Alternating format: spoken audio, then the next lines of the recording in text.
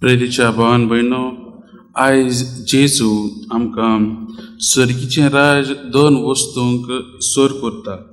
त्यो म्हणल्यार सांसवाचें बी आनी आमटें.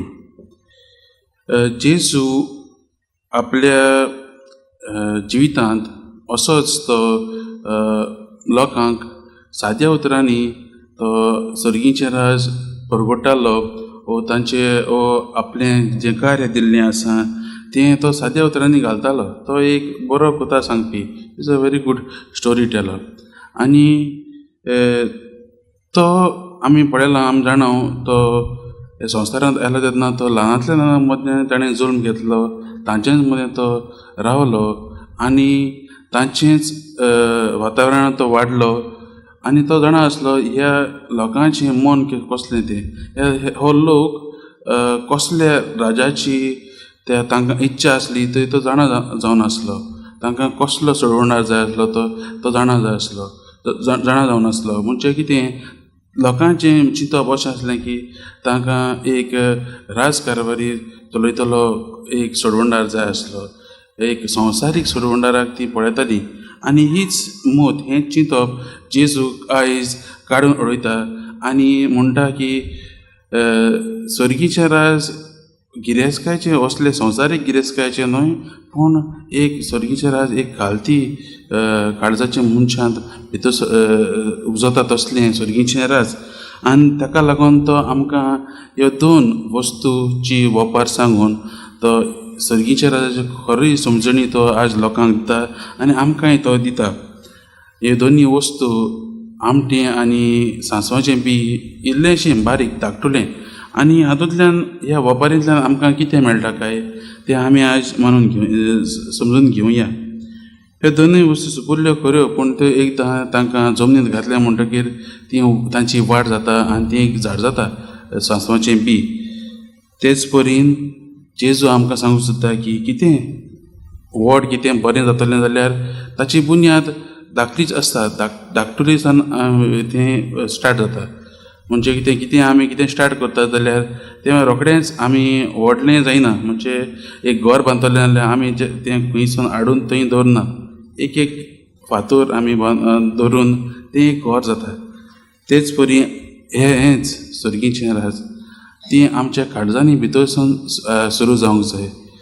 आमी खालती मनशां जावंक आयज ह्या वपारींतल्यान आयज जेजू आपयता. ल्हानवीक काळजाची मनशां आमकां जावंक तो आपयता. आमच्या जिवितांत मोगाच्या भावान भयणो दोन तरेचे रस्ते आमी धरूंक येतात. एक म्हणल्यार व्हडपणाचो आनी एक म्हणल्यार खालतीकायेचो. जेन्ना आमी व्हडपणांत जियेतात तेन्ना आमच्या जिवितांत आमी फकत आमचेच पासत आमचेंच चिंतात, दुसऱ्याचें आमकां कांयच पडोन वचना, दुसरी आमकां कांयच म्हत्वाची न्हू असलें आमचें चिंतप जाता. पूण आयज ह्या वपारींतल्यान जेजू आमकां सांगता की आमी ल्हानवीक काळजाची मनशां जावंक गरजेचीं. जेन्ना आमी ल्हानवीक जातात मोगाच्या भावान भयणो, आमच्या जिवितांत आनिकूय सुटका मेळटा, आमच्या जिवितांत आनिकूय स्पेस जाता दुसऱ्यांक आपणावंक. आनी तेंच आयज ह्या वाचपांतल्यान जेजू आमकां सांगूंक सोदता. जेन्ना हें सांसवाचें बी वाडटा आनी एक झाड जाता, तें सगल्यांक आपणायता. वाऱ्या वयल्या सुकण्यांक तें थंय येवन बिराड करतात, दुसऱ्यांक सावळी दिता. असलें जावंक जाय आमचो भावार्थ. आनी हातूंतल्यानूच मोगाच्या भावा भयणो आमी जंय आसात थंय सावन आमी हें सुरू करूंक गरजेचें. आमी आमच्या घरा भियांत, आमी आमच्या वावरांनी वावर करतात त्या स्वातींनी थंय ल्हानवीक काळजाची मनशां जावन तातूंतल्यानूच सर्गीचें राज दुसऱ्यांक हाडूंक आमकां गरजेचें. आयज मोगाच्या भावा भयणो, ह्या वाचपाचेर नियाळ करता आसतना आमी आमच्या जिविताचेर नियाळ करुया.